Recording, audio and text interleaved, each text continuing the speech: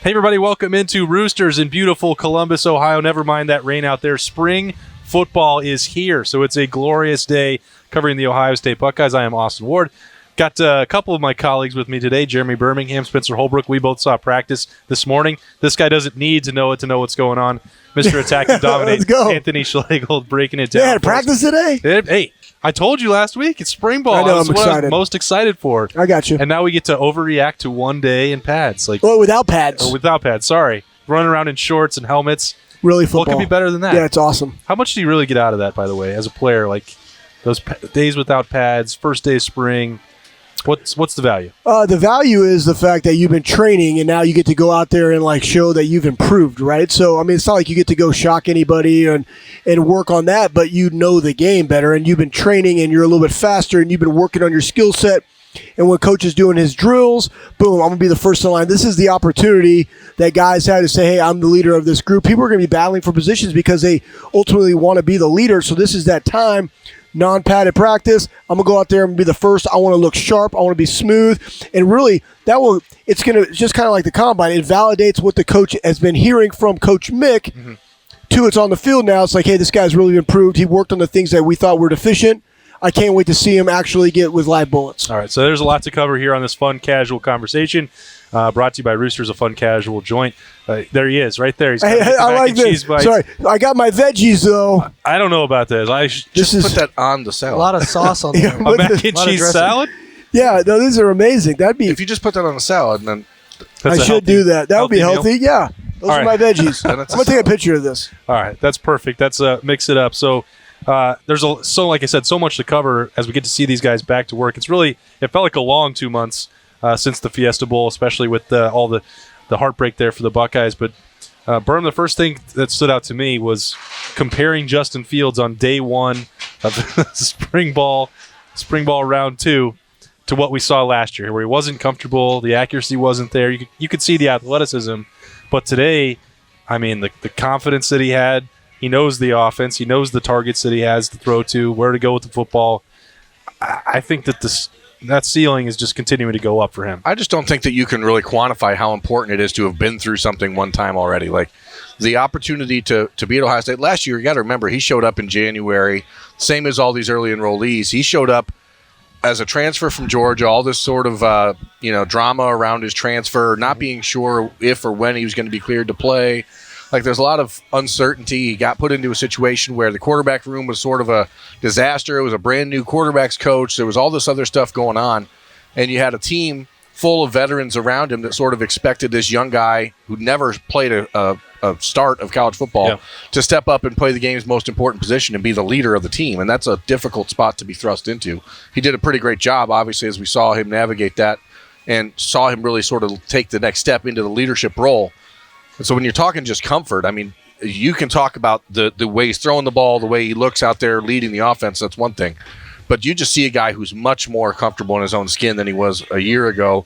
And I'm really interested to see how that translates to him in the offense and being able to do the things that he can do best, which I still don't think we saw last year, despite the incredible season and being an invite to the Heisman Trophy finalist group. We didn't see Justin Fields at like Death Star, full. The Death Star blew up, Berm. We didn't see the fully operational. Yeah, fully operational Justin Fields. Walked into a Star Wars trap here with Spencer. It's a trap. So I think part of that too, and Schlegel, we talked about this all last season. They didn't want him to run, so if Berm's talking about him being fully effective, a big part of what he does is with his legs. Right. Obviously, that was taken away after the knee injury against Penn State and the rivalry game in the postseason, but I mean, I think you'll see a different look, and part of that's probably going to be because, as we've talked about and will talk about all year, probably the running back situation. You don't have J.K. Dobbins. Right. Well, how can you account for that? A quarterback who can run. Yeah, so one, I found this sweet. Oh, look at this wow. thing. It's a little late for Valentine's It's a heart-shaped mac and cheese bite. So I'm going to eat that in a second. But, Berm, to your point, one is it's just like a job interview. Right. Last year he came in, he had to win the team over. Well, the good thing about Ohio State is that you have an opportunity through winter conditioning and Mickey Marotti's program to win a team over. period, because the guys are doing the exact same thing as you. And mat drills are hard for everybody. And the Harley-Davidson workout and the St. Valentine's Day workout, they're all really, really difficult situations and events. And just like everybody else, he has an opportunity to win his teammates over and build that trust. Then you see what he did last year and now, and I saw him the other day, like that, he is a big human. Yeah, he's not small. Right? No, he's not small. He's got a really big lower body, and I absolutely agree with you. I don't think we have seen his complete arsenal come out yet, right? I think as he improves with Coach Day and now Corey Dennis working on all of his mechanics, I think he's going to be even better passer. I think that's also going to be because our wide receiver group is so deep that they're going to be able, that we were talking about a little bit earlier, about being a really efficient route runner and creating separation, having that anticipation now. Another year in the books is really going to be enhanced. Mm-hmm. And then also what he can do with his legs out of the gun, finding who that number 2 or that number 1 running back will be. Mm-hmm. Master Teague's obviously out. They have some depth problems, but I think this will be a really fun year to watch how Ryan Day uses him. Yeah. Because that's what I really think Ryan Day is elite at. I think that he can, much like the Patriot way, he sees his strengths and uses it against other people, but he knows his personnel, and hey, whatever he does at an elite level, we're going to do that all the time. So I'm kind of excited to see how that Last year, unfolds. they held him back, and we knew that going into the season. They didn't hold him back necessarily just because of the knee issue.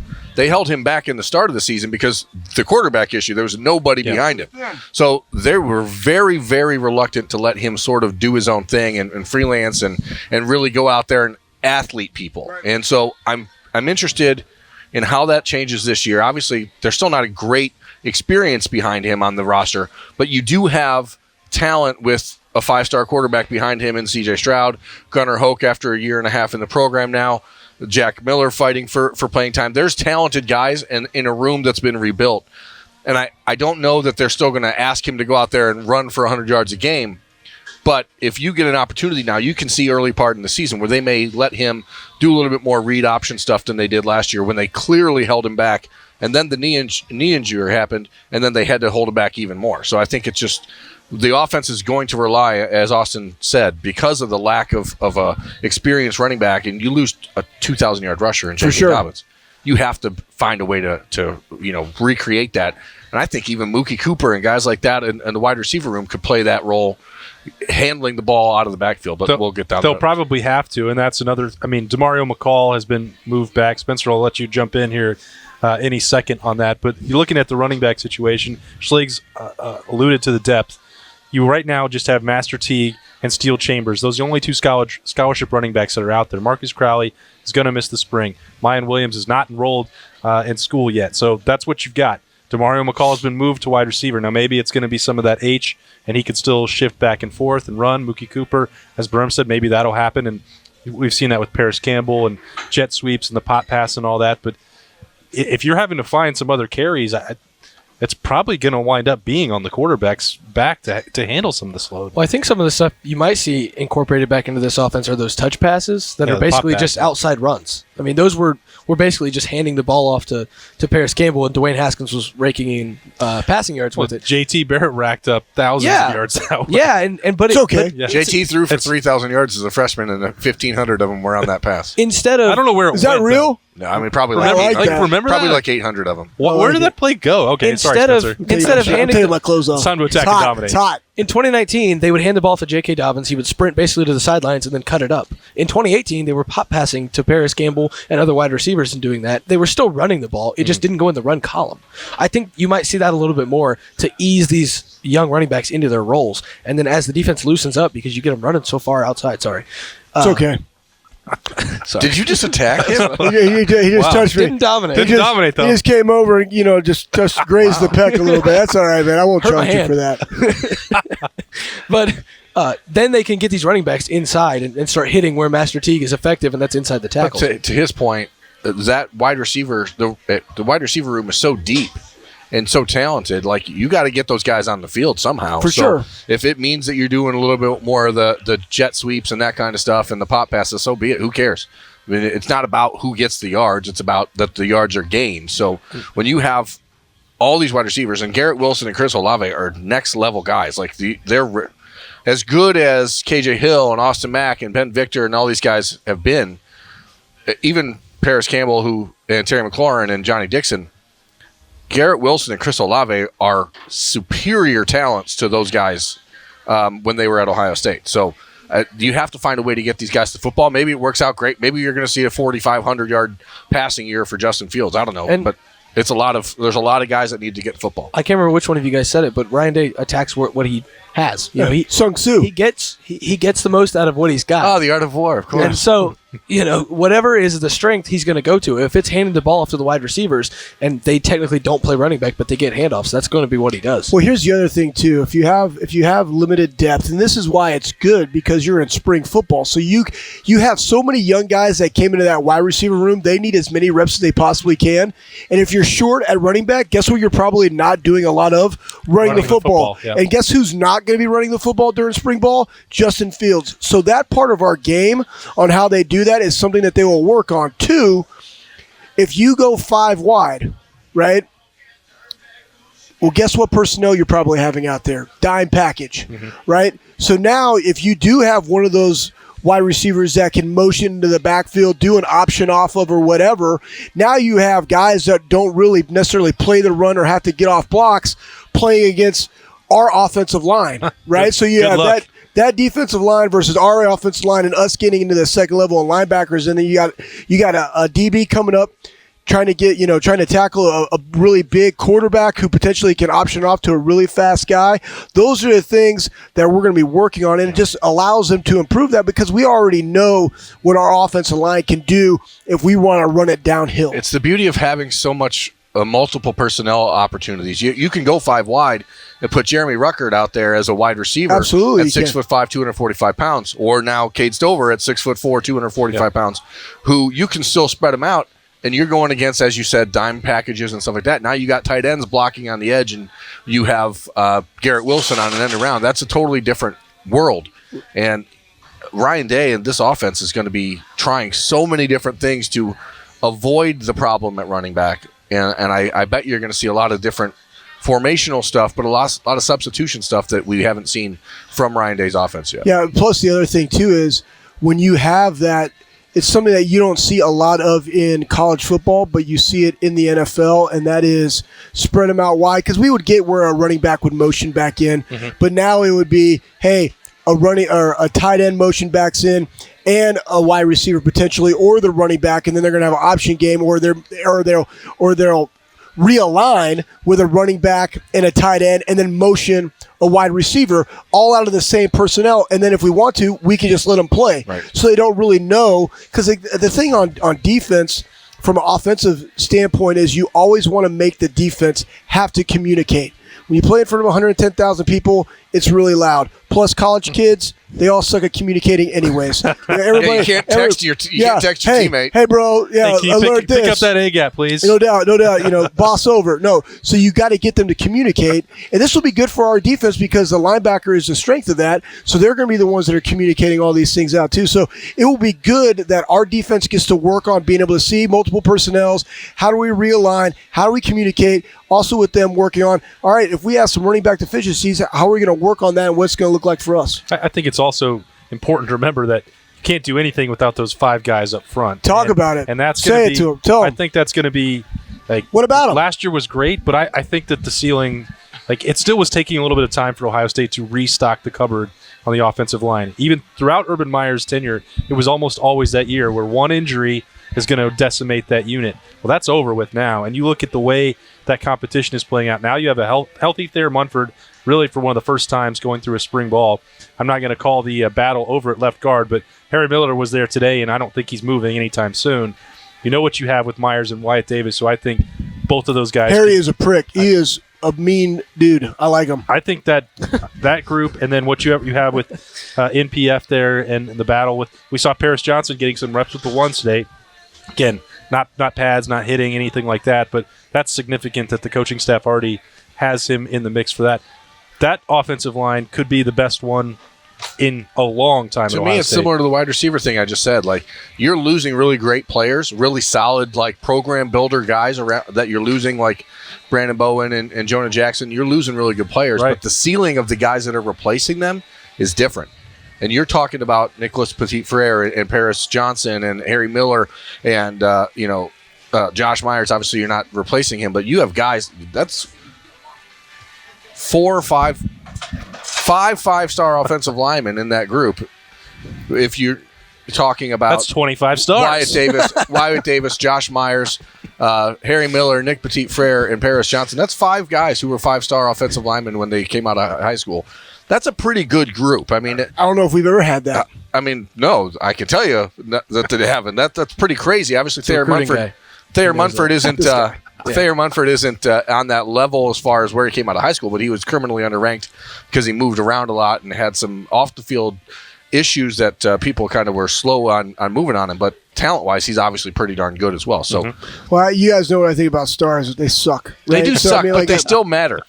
They don't matter. What matters is James Ornice, he's a 3-star. It doesn't matter. AJ Hawk was like a 3. There's anomalies. There's always anomalies. But I was a 0-star. 4-star Hell Schlegs. no, man. I wrestled. They're like, what does this guy do? I was probably 5'11". You were wrestling boars. No, I was a state national champion wrestler in high school. I just wanted to knock your junk off, man. I don't care. They don't have stars for that. Who knocks people's faces in better? I don't know. How many stars is that? He's seeing stars, but here's what I'll say about the offensive line. And again, I think recruiting, this goes back to recruiting and why I disagree with stars. And Coach Meyer stated it. I retweeted it. Culture over talent all the time. Then I had somebody retweet me or comment culture attracts talent. True. Sure. But I don't want all talent. I want the talent that fits. And here's why I'm getting to that. It has taken us time to get the talent that is attracted by our culture that fits into our culture. Because guess what? If you're a douchebag and you're very selfish and not selfless and you're talented, of course you're gonna want to come to this culture, right? Because it's a freaking the Ohio State University. However, we don't want you because we want guys that are we over me all day. Because they're going to go out and they're going to work on their craft, and Justin Fields is going to go get them like, hey, let's work on our passing routes. Let's go work on our footwork. Hey, let's get a little bit stronger in the weight room. I want to be in your group. Hey, Coach Mick. Hey, I'm a freshman. Hey, I want to be in Josh Myers' group, or I want to be working with Harry. That's what you have, and as you have built that takes time. This just doesn't happen overnight, and I think you're seeing the fruits of Coach Myers' labor and how Ryan Day has been able to sustain that through talent, and now you are getting the high caliber 5-star guys across the board. People are sick of me talking about how different the dudes are at Ohio State right now as opposed to how they were 15 years ago. Shit, well, why they are different. And I'm gonna tell you why. Urban Meyer, Coach Meyer changed how we recruited. Again, it's business. I think Tress was unbelievable at the relationship. I think that we got some really – we had 14 guys that got drafted the year before us. When I was drafted, we had 9 guys get drafted. We were putting guys in the league left and right. And then it started to taper off a little bit. On the recruiting trail, you got to be hungry all the time. You've never arrived. I'm constantly always going after those guys.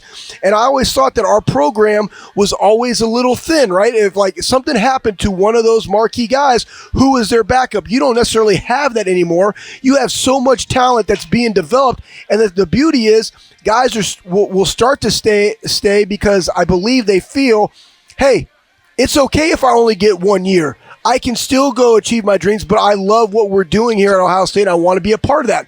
So you have guys that say, I don't want to have to go be a 5-star guy at a school that only has one 5-star. I want to go be a 5-star at Ohio State with a bunch of other ones, and I love competing, and they're only going to make me better, and I'll still have an opportunity to go. And with that, now you have a team that's very, very talented, and they're all trying to get better. And it showed today in the first spring practice in the wide receiver room. Yeah. Those guys all are pretty selfless guys. They all know how good they can be being the number one guy, but they're all okay with being whatever they are in that wide receiver room. And that should be a scary thought for any defensive coordinator in the Big Ten. It also applies on the defensive side, and we're going to get to that after we take a quick break here, brought to you by our friends at Roosters. Lettermen Live will roll on after this quick word and a bunch of mac and cheese bites right here. I was going to eat that one. Roosters is one of the unique companies that we deal with. They're involved in everything we do, from our personal foundation to also the Cancer Research Fund. And that's from the Buckeye Cruise from Cancer to all the events leading up to the Buckeye Cruise. They donate back to different organizations that are near and dear to their heart, and we're so fortunate to have been with Roosters now for a long, long time. All the folks at Roosters are just genuinely kind folks, and they want to make a difference. Thank you, Roosters Foundation. Thank you, Roosters Foundation. Thank you, Roosters Foundation. All right, welcome back to Lettermen Live, brought to you by Roosters. As I said, we got to talk a little bit about the defense, and Schlegel mentioned this a second ago with, the offensive line and, having some depth that shows up. That's why I think some of this concern maybe about the secondary is overblown. And maybe I'm in the minority, maybe I'm not, but you saw today, Cameron Brown was hurt, so he wasn't out there. Sean Wade was limited. He didn't go through a full practice. Josh Proctor at safety. He's the guy that they want to see as the starter. Well, he didn't practice either, and yet that was still a pretty effective group that we got to see. During that practice, Seven Banks is out there looking, as Berm said, he looked like $1 million. Yeah. He looked like one of these guys that could be the next first-rounder. Tyreek Johnson, not a finished product yet, but he's another former 5-star. He's out there getting reps with the starters. Marcus Williamson, not to keep throwing out the stars, but these are all highly recruited guys. Marcus Hooker with famous genetics that's flowing through his veins. He's out there at safety. Ronnie Hickman, Bryson Shaw. These aren't just dudes that they picked up off the street. It's not me running around in the Ohio State down secondary. there off of High Street. What's up? Yeah, man? Hey, come on in, man. Can you come help us out? We need walk-ons. That's not what they have out there. That Ohio State secondary, plus you have Kerry Combs and Matt Barnes, but I think they're fine. They've been recruiting so well for so long. You don't have that issue anymore where one injury was going to knock them out or suddenly they have a disaster. And I don't believe that about the secondary. I think that they still have 5 or 6 guys that could legitimately play at cornerback. Am I crazy, Berm? What's going on here? You're not crazy, but that's again. I mean, it always goes back to recruiting. But they recruit versatile guys that can move around the secondary. There are no recruiting safeties anymore. Recruiting corners. Preach it. Let's go. You're recruiting athletes that can move around. Sure, you have different body types that you're looking for at each position. But if you look at a guy like Legend Cavazos, who, a lot of people aren't sure if he's really a football player. He's a great athlete. He's an incredible frame. He looks like what you want a cornerback to look like, but he's also 6'1" and 200 pounds.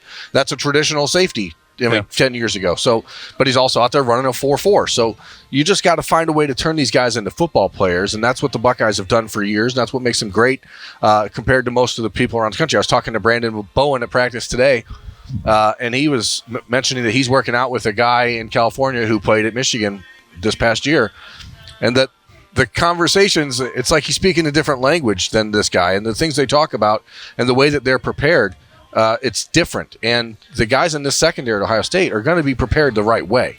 Now, I still expect that they're going to maybe have to take a look at the transfer portal after spring ball because just numbers are what they are. And you don't know what you're getting out of Ryan Watts and Cavazos, and they had Court Williams back there playing safety today. We don't know if that's going to stick. Eventually, he probably turns into a linebacker. But, you still have Cameron Martinez and Lathan Ransom coming in the summer, and it's not a dire situation by any stretch. It's not like running back where there's like, oh, crap, if someone gets hurt, we're in a lot of trouble. Right. Well, the thing that you brought up about this, you bring up the stars. And here's what the stars do, especially at this time when there's a lot of, unknowns, right? You have Wade, you have Proctor. We get it. The stars really, to me, look at genetic potential in the ceiling. Right? And I think they set the floor, though, is in my opinion. I think that as much as they help get an idea of what the ceiling is, I think they also set the floor when it comes to what you expect out of guys when they walk in the door. And that's part of Mark and why Mark Mantoni is who he is and one of the best one, because it's going out and selecting the right 5 stars on where that floor really is, not based on perception and how that person correlates to our program. Because just like the NFL, it's all about the fits, and they're going out and looking for guys that have the fit. And the one thing that Ohio State does better than anybody else in the country, 100% better than Michigan, and we've seen it, it's very evident, just look it up on paper, is that we develop guys, period. Right? And so with Coach Combs coming back, Matt Barnes, those guys will be developed. They'll be developed the right way. They're going to be going back to the fundamentals, and that's the beauty of spring football. It's you have all this stuff in winter conditioning, and now we get to go work on football and being very, very intentional in the fundamentals of the game. It's going to be very simplistic,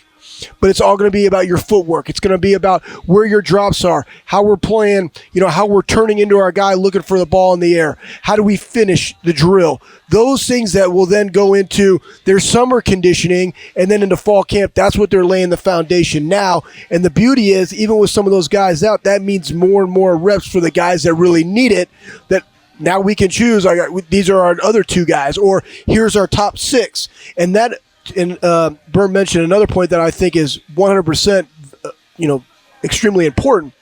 Ohio State has changed recruiting, in my opinion, as they don't necessarily go out and look for positions. Right. They're looking at body types and who are the best 11. And the best 11, sometimes it's going to be, we're playing base defense because our D-line is so good. Right. And our linebackers have so many different things that they can do. Our Will linebacker and Mike can cover these guys, or our Sam can go out and help cover a slot. Because of their skill set and their body types, that's what they're looking at now in recruiting. Defensive football in college football is turning into like the NBA almost, where it's positionless. You're going out and getting guys that work with what you want to do, and it doesn't matter if Giannis, whatever, I don't really go to Berm for my NBA takes. That guy, but it doesn't matter that he's 6'11" or 7 foot tall. Like, he can go out and play like a guy who's 6'5". So if he happens to be 6'11", then that's just better for you. I mean, it's just a bonus. But it's positionless. I'm going back to spring practice today instead of the NBA. Or the Death Star. The Greek Freak. When we talk about this secondary, I think it comes down to, can one guy emerge as a true shutdown corner? In my opinion, than Shaun Wade? Yeah. In my opinion, when Jeff Okudah became a shutdown corner, Damon Arnett became a better football player. Right, okay. Jordan Fuller became a better football player. I think Shaun Wade became better, and now Shaun Wade has to step into that role and take the next step forward. I think if Sevyn Banks can emerge as a Damon Arnett or Jeff Okudah style of player, and he may never get to where Jeff Okudah is, but if he can become Damon Arnett, this secondary will be taken care of, because I think the corners on the outside are so important to what Kerry Combs wants to run and what Jeff Hafley wanted to run, that if you have good corners, you really don't have to worry about much else in that secondary, just because they change everything. So I think when you look at this secondary, and whenever we see these practices in the next few weeks, if we see Sevyn Banks is emerging, I think the secondary is going to take a step forward as a whole, just because not only is Shaun Wade a shutdown corner, but Sevyn Banks can become that as well. And the other good thing, too, is that you have the best D-line coach in the country, and you have some of the best D-linemen in the country that were young, that got a lot of tape last year. They got a lot of live bullets. And defensive line, make the secondary look really, really good because they don't have to cover them for 5 seconds, right? One of the beautiful things about that is Chase Young, as amazing as he was, there's not going to be another Chase Young on that team, and you're not going to have 18 or so sacks out of one guy this year, but you are going to have 8 sacks out of this guy, 9 sacks out of this guy, and they're all going to be fresh. So you're just going to keep rolling in guys who can get to the quarterback. As long as that defensive line stays fresh, again, it's going to help the secondary. Ryan Day said it at his Monday press conference that the real beauty of the secondary, despite the relative inexperience, and we don't have them as big time names at this point. These guys played a lot of football last year. Right. Sevyn Banks played a lot. Cam Brown played a lot. There was injuries all year long. Marcus Hooker played, I believe, in the rivalry game. Right, a lot of injuries last year that got these guys on the field. And so that type of experience, and the way the Buckeyes were steamrolling through the schedule, these guys played a half of football in 4 or 5 different Big Ten games. That's rare. That's a rare thing to have that sort of live rep in a Big Ten game, in Big Ten stadiums, on the road. I think it helps the mental preparation and the idea that, hey, we belong, because so many times that's the biggest hurdle these guys need to climb, is like, do I belong in this in this setting? And especially when you're playing behind guys like Jeff Okudah, do I belong? And to see last year that they do, and that they can fit and they can step in and make plays against good teams, and big plays at Michigan and big plays against Penn State, etc. I think it's a much less experienced group, and obviously maybe ceiling-wise a little less talented because you lose a top 5 pick in the NFL draft. But overall talent, it's not like there's a drop-off. It's Ohio State. There's never really a drop-off. Well, and I think what Spencer was saying as well is that if you're balancing that with Zach Harrison, I don't know if it's because he was wearing a single digit today or what, but he looks massive. He looks like an absolute monster. That's awesome. I love that. He looks huge. It's crazy to watch him work, and you have he's only been here a year. I don't know what he's going to become, but it's terrifying to think about as big as Body by Mick, just as big as his mind. you were about to say his name, as big as Zach Harrison looks, Jonathan Cooper looks like Megatron. He's older. I'd kind of asked. He's a man. I'd kind of been asking people about Coop. We don't like Megatron. He's a Decepticon. Yeah. Well, I mean, he talked about the Death Star. Boy, we are getting some weird stuff going on. Yeah, I don't even here know what's going on. Like Cooper, I asked Jordan Fuller about it at the combine. They're roommates still, and like what his mentality was like, because people were so excited about him in August, and not that he was going to have 16 and a half sacks like Chase Young, but that he'd had years to wait to be that 5-star. He was going to be a starter. He's a captain. Everybody loves him, and they were ready to see it.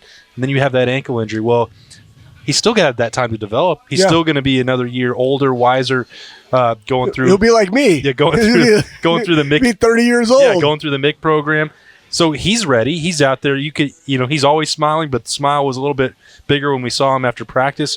Tyreek Smith, he's always the guy that Chase Young would point to that's similar to him a little bit physically, not counting Zach Harrison, of course, but he loves Tyreek Smith and that potential. And Tyler Friday, sometimes we forget to talk about him. Him and Javonte Jean-Baptiste. Yeah, those they're going to be fine. So if you have if Larry Johnson with those guys to work with at defensive end, well, you don't necessarily have to have Jeff Okudah and Damon Arnett back there. If you have some late first-round picks, you're probably going to be fine because you're going to have so much pressure coming from that front. Well, it also depends on what Kerry wants to do. Like if we're going to go play man or if we're going to play zone, like all that goes into it. Kind of why you're not seeing these guys running 4-4s, and the game has changed. Yeah. I mean, it's basketball on turf, right? So you got to be able to play some man. You got to be able to play some zone. And what does that look like? And the other good thing about what you just mentioned 6 names right there. That's your rush man package. I mean, you got 4 dudes that are like that getting after the ball. But those are just the ends. There's not even. Yeah, we haven't even talked about the interior guys. Haskell Garrett. Yeah. I mean, it's crazy the amount of depth. But again, that has taken a lot of time, energy, effort, guys buying into what the program's all about. But I'm like you guys. One, I coach with Kerry. I know Kerry. Kerry is a developer. It's why he did so well at the league, because regardless of age, regardless of status, like I'm in high school, I'm in college, or I'm in the pros, Kerry has this like unbelievable God-given skill that he is just genuine, and people want to learn and work with him because he is selfless. Kerry Combs is a selfless guy. Not every coach can teach. No, he is a phenomenal teacher, right? And that's what you saw with the development of the guys that he was putting out before he left. He taught them. They weren't ready-made, and that's why when people come to Ohio State, they are coming because of our coaches. Look at the wide receivers and what Brian Hartline and what KJ Hill talked about, how he talked about Brian Hartline. These guys are investing in teaching them the game, teaching them the concepts and the why. And I mentioned it last week of what Terry McLaurin said. When he got to the NFL, he was more prepared than guys that had even been in the league for 3 years because of the routine. Much like they were talking about the Michigan guy, right, when they were out on the West Coast. People don't do it the way that we do it. Now, I will say the elite of the elite do, and it's why the elite of the elite are constantly there. I believe that Clemson is very similar to us. I believe that Nick Saban does a lot of what we do. But after that, I don't know. And I definitely know that Team Up North is very different. But our guys are being taught how to be a pro while they're in college. And you're seeing the fruits of that labor going 13-1. I just wonder what language it is that they're really speaking up there. I mean, and why they won't recognize that they have to change if they're ever going to win in this rivalry again. Change is difficult. The number one thing is, though, and I heard somebody saying this today, look at the quarterback position for us, right, over the last 20 years versus the quarterbacks of them over the last. I mean, like, ultimately, at the end of the day, there's a reason why the quarterback's the highest paid player in the NFL. They have the ball in their hand every single snap. They're the number one player on the field. Ohio State has had great quarterbacks. I mean, you can go back and look at Craig Krenzel and who he was. And Todd Beckman was an All-Big Ten, first-team All-Big Ten quarterback. Then you start running that gauntlet of playmaking guys. Right? I'm just saying, Troy, right? Playmaking guys along the way, all the way up to now we have Justin Fields. We had Dwayne Haskins for a year that set every record in the Big Ten. Like, how did that even happen? And Joe Burrow's left us, right? And then now you have Justin Fields. So look at the quarterback position. That is a huge reason, right? The other one is the other 8 units out there that are being developed. I just truly believe that our staff is made up of great teachers. Yeah, I think there's also this idea, and maybe the last handful of years we've constantly seen coaching turnover, even here at Ohio State, but as you mentioned, the culture is still the same. The systems are the same. And great managers manage systems, and then let the systems manage your employees, right? That's how you work. And that's how you have this an ecosystem that gets everyone learning and growing at the same time. This year, there's a 20% coaching turnover, but it's two guys that have been here it's Corey Dennis, who's been here for 5 years. Right. It's Kerry Combs, who was here for 6 years before that. So it's like there's not even a loss this year where you have to kind of fill that gap or fix a culture issue where you have to bring someone in and let them learn the place. So it's interesting. It just goes to and I keep bringing it back to just today as like a small example, of all of this. Like if you watch the wide receivers work, it wasn't just Brian Hartline teaching them. There were quality guys all over. Keenan Bailey. Yep. Then if you go over to the defensive line, while Larry Johnson is trying to coach Darian Henry in his first day, you've got Kenny Ananuki just coaching his tail off to the older guys and telling them what to do. Yeah. Like the system goes far beyond the 10 assistants that are on the payroll. Well, here's the thing that Urban always talked about. He said, average leaders have quotes, good leaders have a plan, great leaders have a system, right? And then when you have that turnover, right, like the one thing that I thought Coach Meyer did well that I really appreciated was, listen, however you did it anywhere else, guess what? That's cool. And if you're ever the head duck, guess what? You can do that. But here, this is what we do.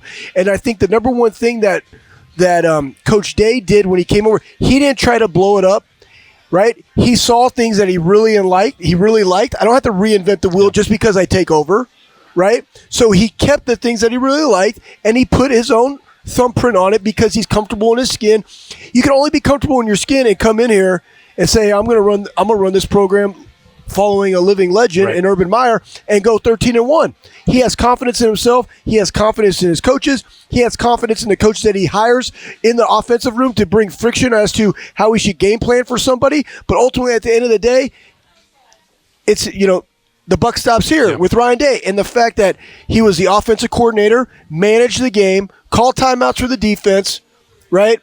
Still holding the system together, allowing his coaches to have the autonomy to do what they do and be great teachers, right? And still have the relationship that he has with Mick to have the pulse of the team just shows that he is a great leader, right? So all those things go together along with the recruiting, right?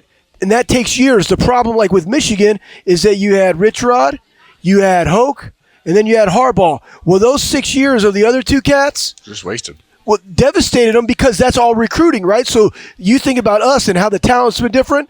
Boom, their talent level, like they're starting back where we were. Like I don't even know how to go back and start where we were because we still had some talent in the late 90s. But like there's a huge 6-year gap that they're constantly struggling to get to. Yeah, you know what I'm saying? And that's kind of the why. And Ohio State's still growing. Ryan Day has started spring number 2 with the Buckeyes. We covered it for you at Lettermen Row. We're going to keep talking about it. We barely scratched the surface with the stuff we learned. What else is going on over there? Are we done? Are we done with this show? We're done with this. You're eating. I was going to talk about we got 6 more weeks of spring ball to break down, Schlegel. You can wait a little bit. Sure. Got some great stuff from these guys from Berm, Spencer, Anthony Schlegel, Attack and Dominate. That was not a hard, but we still love it. We love it anyway. The mac and cheese bites at Roosters. That looked like the state of Minnesota. Okay, well you can go to work on that, row the boat. Hey, this has been a fun, casual conversation. We loved it. Lots more spring ball coming to you at LettermenRow.com. For these three, I'm Austin. We will see you next week. Bye-bye. Thanks for watching. Subscribe below to get the latest videos from Lettermen Row. We got Letterman Live. We've got the practice report. We got rapid reaction. Hey, and we got Buckeye IQ with Zach Bourne. For sure. We got recruiting breakdowns with Berm. We got whatever you need. Ohio State football and Ohio State athletics, we've got you covered here at Lettermen Row.